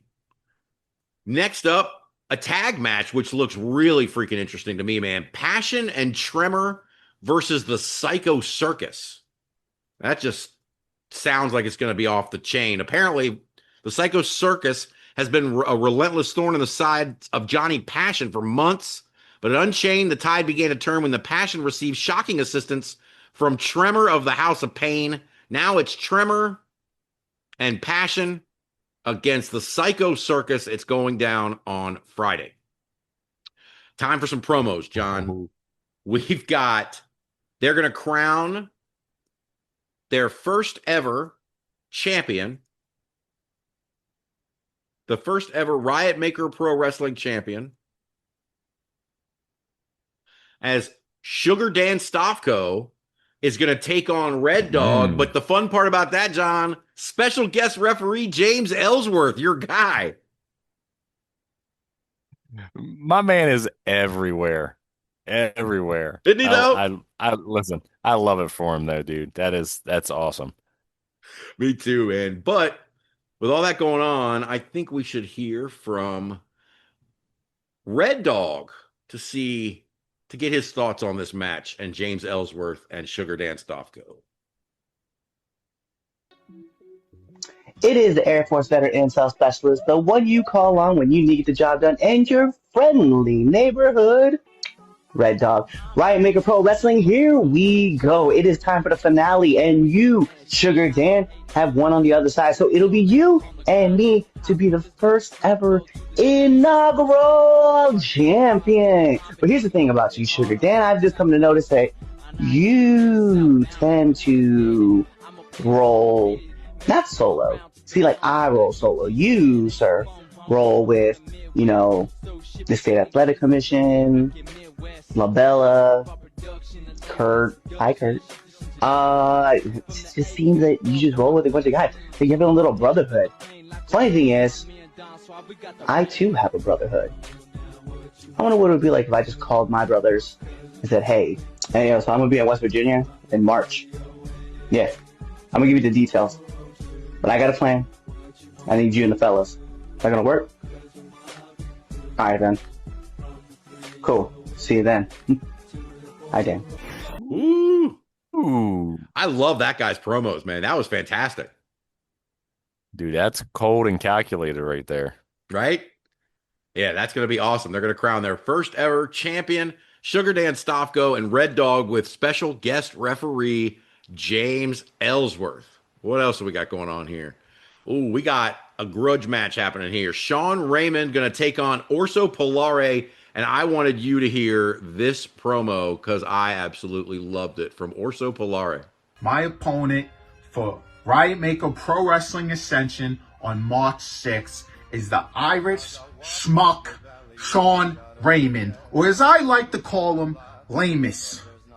See, Lamus saw me get rolled up by Ruckus after Ruckus's imbecile nephew distracted me. And I clearly had Ruckus beat, but Lamus didn't seem to notice that I almost had him beat because this gave him the courage to challenge me himself. So you might think you're in some type of action movie or storybook or whatever you want to call it, Lamus, but you're not. You're the star of your very own tragedy, where your actions have consequences that are gonna come back and hurt you bad. And while it is a tragedy, it is simultaneously an after-school educational video, because I'm gonna teach you and everybody else what happens when you step to Orso Polare. And I don't even need to use my finisher to beat you, Lamus. When you're over in the corner and I'm climbing up the top rope, just know your pain, your suffering is probably going to be over if I decide it is. You piss me off more, maybe it won't be, but we'll see. My point is, you think you can challenge me, you're going to end up with the fishes. Damn. The fishes. It was so good. Lamus, dude. You gotta love Lamus. Lamus. Oh, the Irish Lamus. Oh, it's so good. I got to admit to you, I didn't know a lot about Orso Polare before we did this coverage, but I'm gonna find out more. I'm anxious to see this guy come out to the ring, right? Like, so much fun, man. Yes, I need to know more. Right. Sure. Oh man, I got two more matches for you here, John. Let's see. What do we got? We've got Logie P is in the house. I think we've had Logie P promos on this show before. This time he's taking on Johnny Graves. Let's go to old Logie P. Riot Maker Pro Wrestling It is I, the old babe, Broski, the life of the party, Logie P. And you see, I'm rocking this sick jacket, Team USA, because I'm here to talk to you guys. Man, what did Team USA just do last week? We won gold. What did I do last week? I won gold. Everywhere I go, I win. And it leads me to Ryan Maker Pro Wrestling. I cannot wait to start here against Johnny Graves. And now look, Johnny, just like Team USA, I'm going to win. And then what I'm going to do after, I'm going to party. And then after that, I'm going to party some more, and then party some more, and then win again. And man, I wish this was a fun beer. But my point is, next Friday, Johnny, this isn't any other match. This is your debut in Riot Maker. This is my debut in Riot Maker. And let me tell you, this isn't just a debut.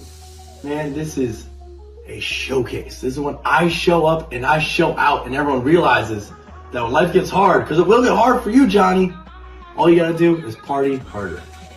Oh, I like that, man. I like that too, man. Logie P. Oh, Logie P, man. Hey, look, he wins gold. USA wins gold. Everybody's good. I got one more match on this one, John. The Wolf is in the house. The Wolf NDA is going to take on Joy Boy EJM. Where did I put my EJM promo?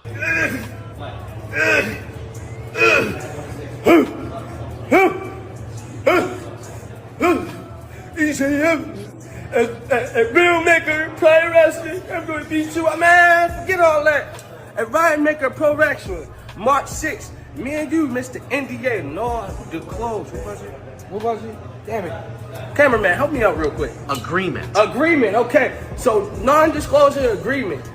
And you think you have a chance against me when nobody agree with you? Look, my name's Joy Boy for a reason.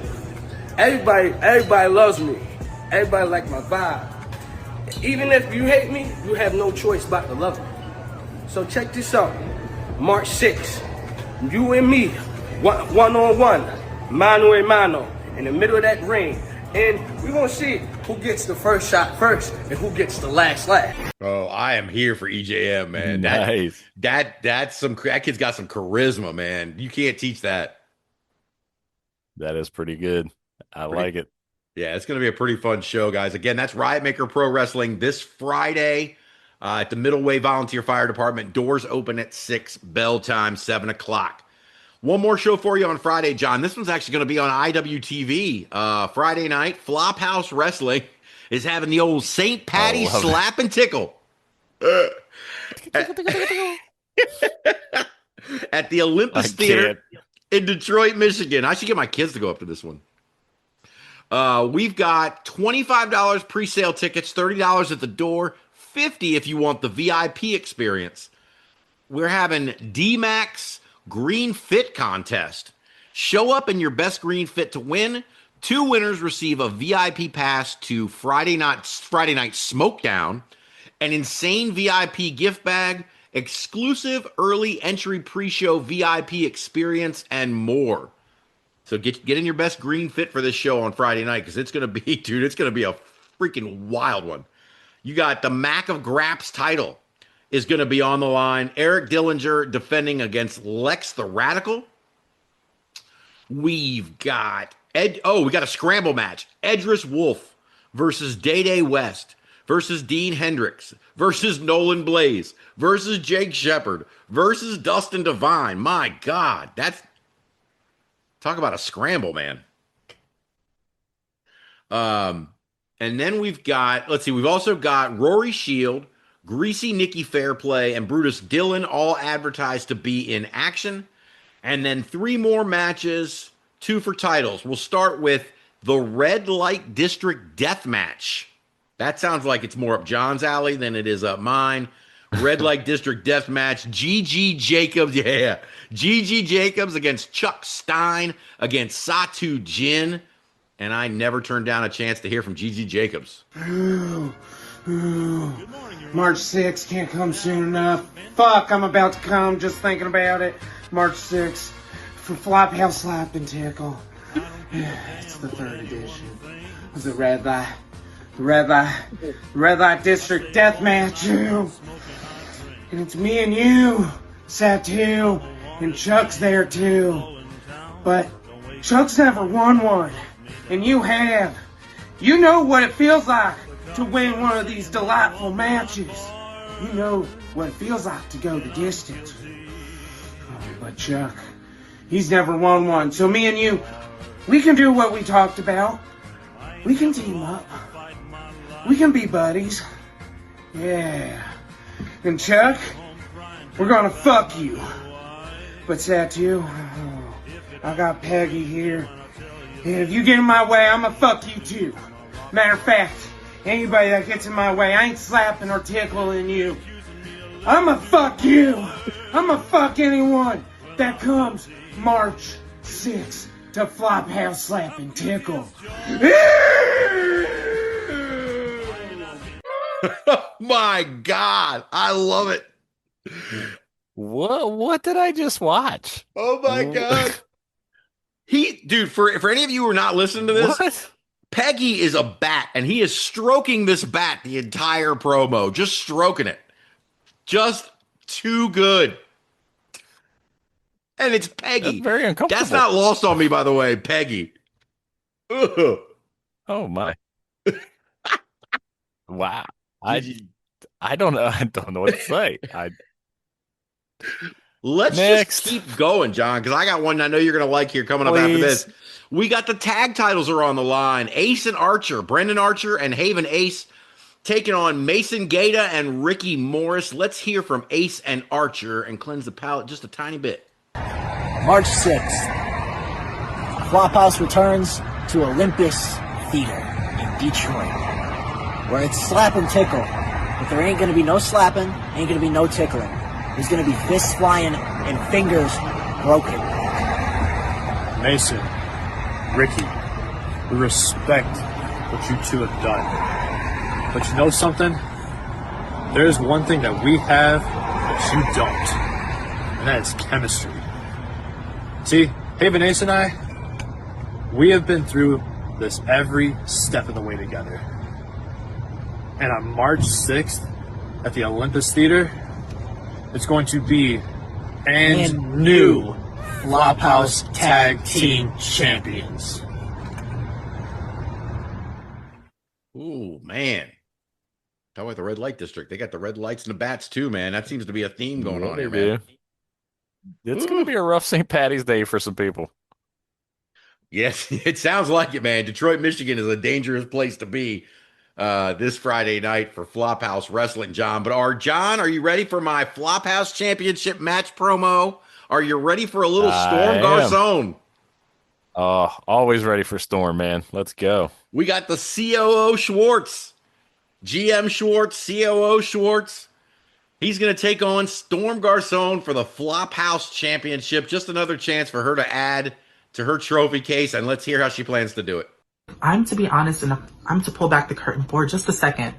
Flophouse Wrestling is one of the places that I wanted to initially work at first when I started in professional wrestling, because a lot of my coworkers were performing there, and I knew that there was a spot for me, but I wasn't there yet. I wasn't advanced yet. I didn't earn it.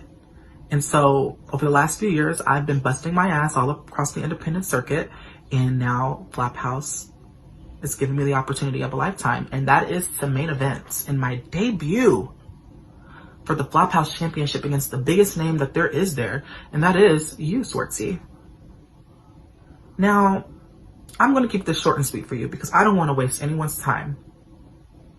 I'm known all across the United States for coming in and beating people up and winning championships and shocking the world. What makes you think that you're any different? What makes you exempt from that? You think that you're better than me? You think that you have more knowledge than me because you're a veteran? You think that you can pull the wool over my eyes and I'm some young, dumb broad that you can just beat the snot out of and prove a point to whoever you want to prove a point to? I'm going to show you. And I just want to tell you this. What are you going to tell your family when they see you get your ass whooped by little old Storm Garcon, snatch your championship in the main event, and make you my bitch? Just food for thought. She's laying it down. Schwartzy's in trouble. Y'all don't know. Y'all don't know about Storm Garcon. The problem is you and I do. And yes, Schwartzy is in trouble. Schwartzy's in big trouble. I'll steal a line from Sam Kinison. The last thing you want is Storm Garcon's undivided fucking attention. Like, that is just not a smart thing to have. I got 3 shows for you now, John, happening on Saturday, starting with our friends at Rising Stars Women's Wrestling. We watched that show with Abaddon and Zoe Sky, all those, Amity LeVay, all those months ago. And we talked about the show they had in October. This one has been a long time coming. You knew Mercedes Martinez was going to get involved after the way things ended with Abaddon last time. This is Rising Stars Women's Wrestling. Mercedes rules at the Farmingville Fire Department in Farmingville, New York. First off, before I play any of these promos that we're about to play here, I want to give Papa Dank some credit. John, I don't know if you're in the link on in the loop on Papa Dank, but this guy is out here interviewing folks, doing video vlogs from shows, producing all of these promos. Like, a lot of these promos you and I put on here, we see are from, the folks, the performers are sitting in their car or they're outside or wherever doing these. Papa Dank produces these and edits them and gets them ready for production. He's got a really cool YouTube channel. Check it out. I believe it's at Papa Dank 7103 on YouTube. Papa Dank DENK007 on Instagram. As far as the show is concerned, on Saturday, don't miss out as DNS Wrestling Collectibles presents Mercedes Rules, Saturday, March 7th. It is a fundraiser for the junior firefighters. There is a PayPal link on the, I believe, on the Rising Stars Women's Wrestling Instagram page. But reach out to them for more information about how you can donate to that cause. I just realized I was supposed to have this up because, we just had Fan Jam here, John, and we've been talking about it a little bit in this show. But I haven't seen a show like an event, like Dr. Z would say, an event that's a wrestling event with matches that's not designed to be a convention, have this many people that are going to be available for meet and greets. It's wild to me, man, and I love it. I'm here for it. I'm trying to pull it up now so I can get this up. I want to at least read some of the names on this list before I played some of these promos, because they spent like weeks posting all the names of the folks who are going to be here for these meet and greets. It looks like the meet and greets are from 5:30 to 6:30. Bell time for Mercedes Rules is at 7 o'clock. You're going to have Mel Ortiz meet and greets, Coraline, Dolly Darko, Cosmic, Amity LeVay, Taylor York, Rosaline Grimm, Sammy Chaos. I know there were more. Well, that's just to name a few. It's so many people, so many things going on. It's going to be a really cool time with a lot of really cool people. So as I go further down, there's Abaddon, Izzy Moreno, Mercedes Martinez, Lady Frost, Tasha Steeles. Am I still going? Is that? I think I'm out of names now. But that's a lot of folks. Hell yeah. That's a who's who of women's wrestling right now in the Indies. Jeez. It really, really is, man. And the show itself, we're going to be watching the show because we watch every show they put out. And this one's going to be no different. Before tickets are available at D&W, so it's DANDWS collectibles.com. All seats are $30. Before all of that gets going on Friday night, they're having a Mercedes Martinez seminar. The ad says, the wait is almost over. There's 1 week left until Mercedes Martinez's wrestling seminar from 6 to 9 p.m. at the Remarkable Wrestling School. You can secure your spot for that also at DNWScollectibles.com. Check-in begins at 5:30. Major announcement, Mercedes will pick the 2 best qualified women to have a match on the pre-show. Nice. Pretty cool, man. Definitely check out DNWS Collectibles if you're interested in that. I know it is Thursday morning as you guys are listening to this, so that seminar is tomorrow, but if you're interested, there may still be spots available. So let's finally talk about some of these matches, John. What show we're going to be watching soon? Well, we're going to start with Tasha Steeles versus Izzy Moreno. That's a hell of a lead off. Starting with. Holy shit. Then we're going on to Lulu La Reina versus Tina San Antonio, which is also going to be freaking awesome. Taylor York is King going of to. San Antonio, we know for We've sure. been talking about her for months, man. And I remember Lulu from the first show we watched of theirs having a really great match, and us really being impressed with her as well. We've got Taylor York is going to be there taking on Mel Ortiz, who we were also very impressed with at the last show. We've got a fatal four-way, Dolly Darko versus Amity LeVay versus Coraline versus Rosaline Grimm. Did I leave something out here? No, I didn't. Okay, we got 3 more matches and some promos, John. First up, how about this match? Sammy Chaos versus Cosmic. Our Queen of Maryland. Let's go. No doubt. Well, let's hear from the Magic Girl Cosmic. Hi, Rising Star fans. It's me, Cosmic, your favorite, and it's another beautiful day here in the city of Mexico, where I've been training and touring and performing in front of all my Lucha Libre fans. But don't worry, despite of what you may have heard, for Rising Stars on March 7th, I will be there. I actually don't know why anyone would say anything else, but I guess that's what happens when you live rent-free in the state capital people's minds. But to address the elephant in the room, Sammy Chaos, you seem to have such strong feelings for me. But that's just fan behavior if I've ever heard it. Now, you know what? You look a little different in your videos than you do in real life. Am I wrong? It's always dark, like you don't want anyone to see, like you're hiding something. But come March 7th, for Mercedes Rules, there will be no hiding, Sammy. It's gonna be me, you, 1, 2, 3. All right. I really got to think Magic has no idea what she's getting into. That was going to be my question to you, John. Like, that was a great promo and all. And we love Cosmic, but Sammy Chaos is Sammy Chaos. Like, that's the part she's got to get around. All I know is I'm going to enjoy watching it when we get a chance. Yeah, it's going to be amazing. Let's go to 2 more matches. We've got Lady Frost taking on the Bell to Bell Women's Champion. I don't think it's for that title, but the Bell to Bell Women's Champion, Vicious Vicky Venuto. And let's take a listen to another promo produced by Papa Dank.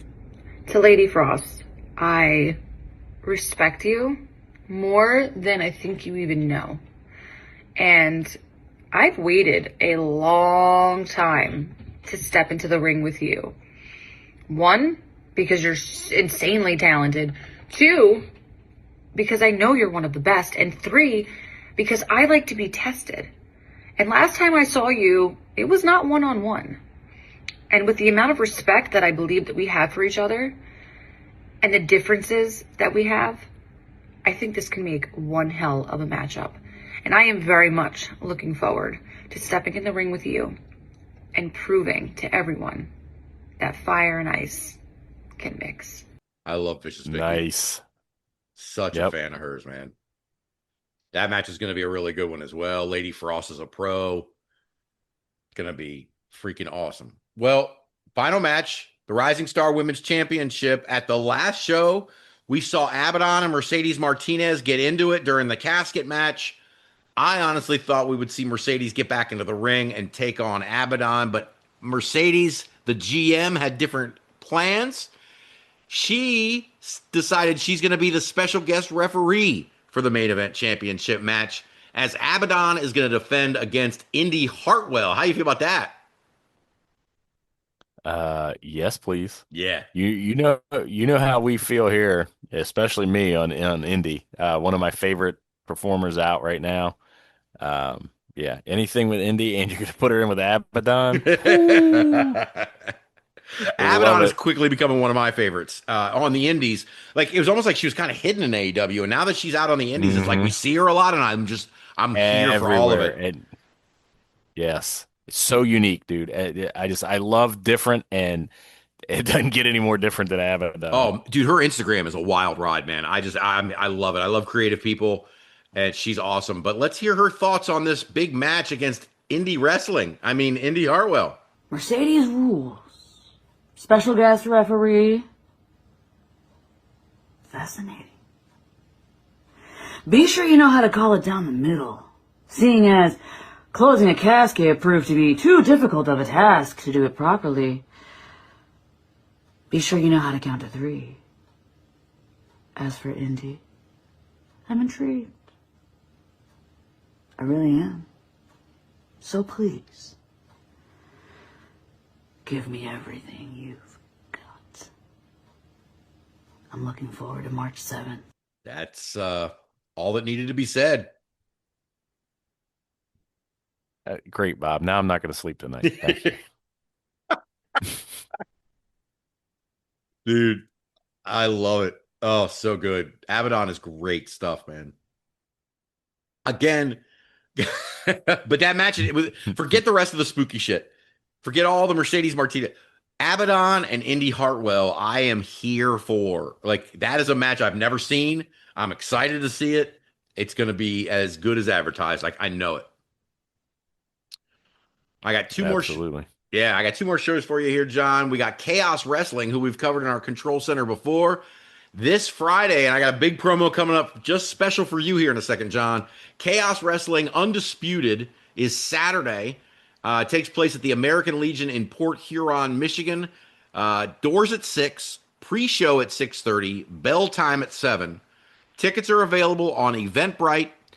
They are $25 for VIP, $20 for general admission, and $10 for kids 12 and under. The entire night is going to be hosted by Jeeves of Juggalo Championship Wrestling.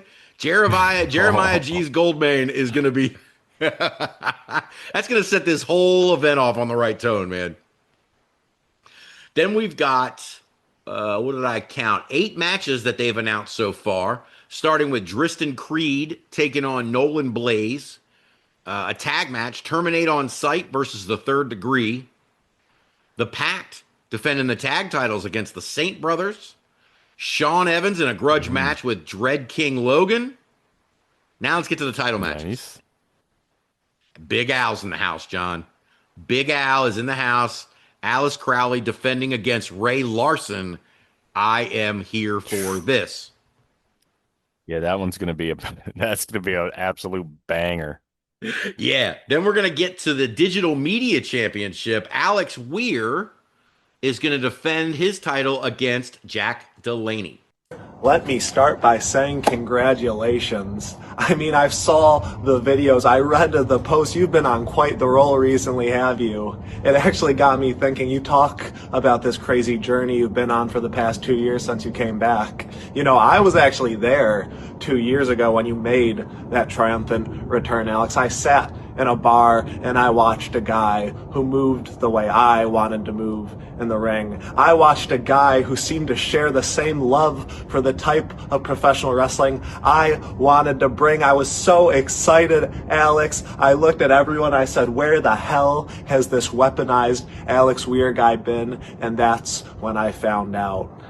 Frame it however you want, Alex. Say whatever you want to say. To me, you walked away from this. For 2 years, you were gone, and in that moment, all that excitement, all that joy I had, Alex, it turned into resentment. You see, I am nothing like you. You talk about how your favorite thing about me isn't how good I look. It isn't how good I am in that ring. It's that drive. It's that passion. It's that willingness to do anything to win. Alex, do you even see that trait in yourself? I mean, for countless months now, I have been on the road, each and every state, match after match after match. All the time I've lost, all the personal relationships I've sacrificed, all for one goal, Alex, to prove that I am the best. For people to recognize the work I've put in, to recognize just how talented I am when it comes to professional wrestling, Alex. Do you see that in yourself? You want to come out here, you want to talk about how great this match is going to be. You're goddamn right, it's going to be great. Alex, that was a given from the moment the flyer was put out. But if you really think you're stepping into Port Huron March 7th to stop the future, if you really think you're standing across the ring from the future, then I am going to tear you apart, Alex. I am in the present now. I am more hungry. I feel better than ever. I am ready to sacrifice even more, Alex, to accomplish my goals. So when that bell rings, I'm going to do what I do best. I'm going to beat you. I'm going to take that digital media title. And how about you do what you do best, Alex, and walk away? Man. Ooh, He went nasty. straight through that shit, man. Straight through it and just kept talking. Like I admire these guys that can just do that off the cuff. All right, so we got a match for the heavyweight championship. Mark Ross is going to defend against Zach Thomas. Let's hear from the challenger on this one. Chaos Wrestling. On March 7th, it's Zach Thomas going one-on-one with Mark Ross for that Chaos Heavyweight Championship. Finally, I get my opportunity after... Mark, why should I bring myself down to your level when I can bring you up to mine? That interview you cut? The inadequate lighting? The laziness of just setting your phone camera up on the basement wall? Mark, take some accountability already. There's a reason you're not getting the opportunities that I am. It's not because of your lack of talent. You do the bare minimum, Mark. I go above. Beyond. Hell, I do whatever it takes. My brother and I are simply setting a test for you, Mark. You say you're my serious situation? No. You don't take any of this seriously. Mark. It's not that you can't. You don't. I can. And I will walk away with that Chaos Heavyweight Championship. And then maybe your children will have someone they can look up to. Damn. That was crazy shit, man. And the visual of it was better. Holy crap. That was awesome. And if you can see it on the screen, right, it starts out with like it's got all these like graphics going across of like commentary on the shit that he's saying. And it's like I said it before earlier in the show. I love creative people. We've got one more match on the card, John, and I saved this promo for you. The Michigan title is on the line at Chaos Wrestling Undisputed Saturday, bell time 7:00. The Michigan title is on the line. Dean Hendricks is going to challenge Stella Buho. Now, one of these little birdies here told me, Dean Hendricks, you also like these.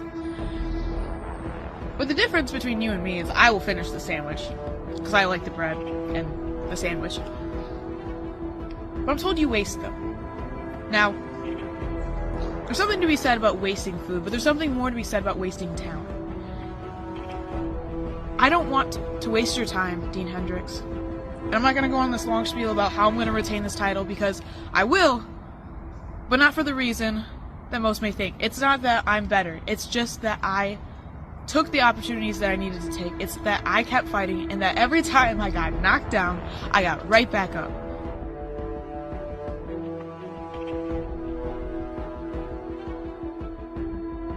So, March 7th at Undisputed, and Chaos at Port Huron, Michigan. Dean Hendricks, you and I will go to battle. But I'm still coming home with my Michigan Chaos Championship. Hooty-hoo! Hooty-hoo, baby. She's so fun. Sit there eating a sandwich. Hey, she eat the whole thing. She doesn't waste Absolutely. talent, and she doesn't waste sandwiches. She don't man. waste it. Oh, my No God. sandwiches. We are such Stella Buho fans. It's ridiculous on this show, man. Oh, my God. Again, that's Chaos Wrestling Undisputed, American Legion, Port Huron, Michigan. Tickets are available on Eventbrite. Check Chaos Wrestling's social media, their Facebook page, for more information and for that ticket link. Last up, John. Now, I'm going to give you you know what? I'll wait till the end. We're next show, Saturday, Pro Wrestling 225. We're headed down to Louisiana, John, for Bases Loaded at the LM Lockhart Gym in Denham Springs, Louisiana. Their tagline says, 2 outs, full count, bases are loaded, game is on the line. Who will step up to the plate and hit a grand slam for Pro Wrestling 225? Doors open at 1. Bell time is at 2. Tickets are available at prowrestling225.com. Excuse me. General admission is $12. Third row, $15. Second row, $20. Front row, $25. So, what do we have here? We're going to have the Super Gold Summit. The general manager, Brett Ian Landry, is scheduled to meet with Pro Wrestling 225 heavyweight champion Christian Blake and the number one contender Simon Phillips in the middle of the ring March 7th at Bases Loaded to discuss what happened after the Super Gold X Rumble. You're not going to want to be there. I got a feeling that that's not going to be a polite conversation. No. So what else? So what do we got on this show? 1, 2, 3, 4, 5, 6 matches I have listed here. Starting with Andreas taking on Jesse Dragonheart. Then we're going to have a tag team turmoil match. Love me a tag team turmoil match for the tag titles. Big Ramp Enterprises versus JTM and Brandon Collins versus the Cajun Outlaws versus the champions, The Pillar. Then we've got the rubber mat. Oh, go ahead. No, Pillar. I like it. Yeah, man. We've got the rubber match we want, the rubber match they need. Jordan Jaw taking on Simon Phillips. From there, we've got, Stella Wren, the women's champion, is in the house, and she has issued an open challenge. Let's listen to that. I finally did it. I finally fulfilled the prophecy, and I won the Pro Wrestling 225 Women's Championship in my hometown of Gonzales, Louisiana. And with this title win, I'm feeling a little generous. So I'll tell you what, on March 7th in Denham Springs at Bases Loaded, I'm willing to give anyone who wants a shot at my Pro Wrestling 225 Women's Championship an opportunity, an open challenge. Anyone is welcome. But I must tell you, if you want to take this from me, you're going to have to pry it off of my cold, dead body. I have to go show Lizzie this. This is amazing. Oh, man. She changed directions from one to the other very quickly. Yeah, she did. But I'm interested to see who her opponent's going to be, man. That's going to be a wild time. What else? 2 more matches on this show. Braxton Hunter is going to defend the SEC movement title against Kerry Gross, and he had some things to say in an interview after the last show about this match coming up. Wrestling 225 family, I'm Gabby Davis, and I'm here with the new movement champion, Braxton Hunter. Congratulations on retaining that SEC championship as well.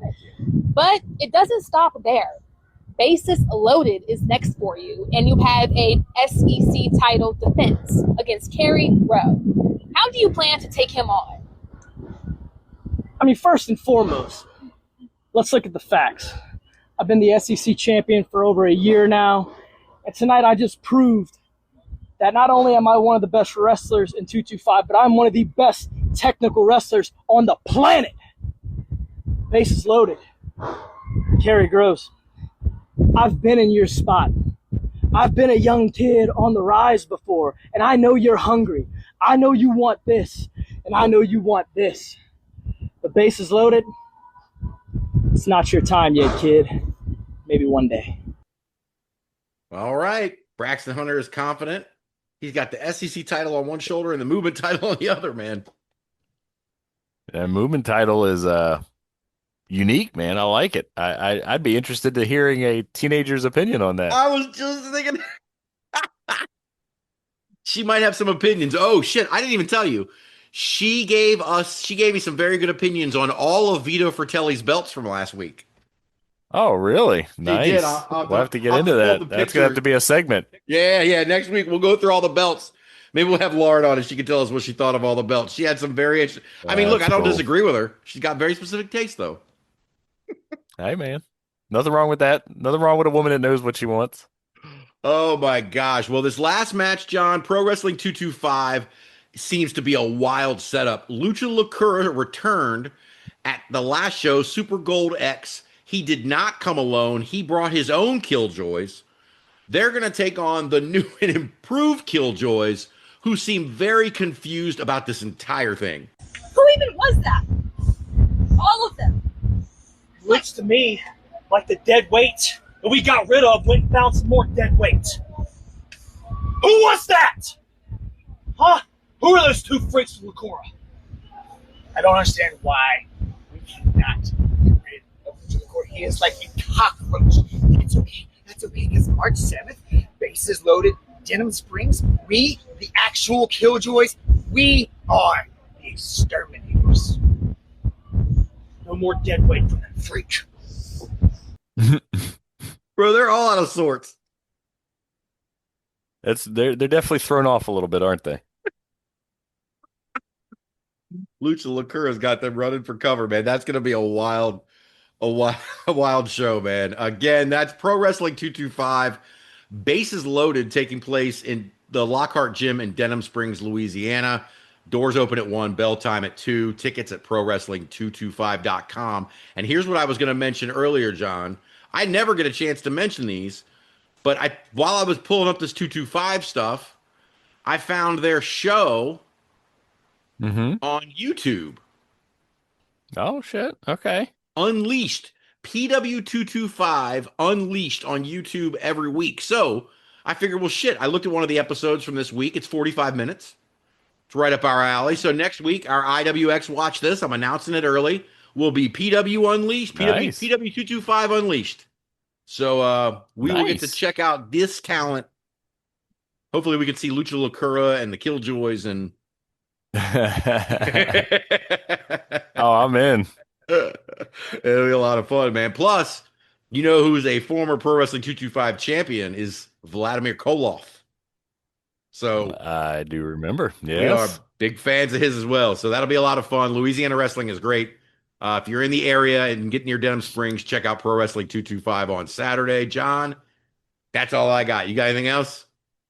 I got nothing, man. That was thorough. Yes, Like it was. Yes, it was. I went big, maybe a little too big, but that's all right. I was glad we got to cover those 5 shows. I really liked watching AMW.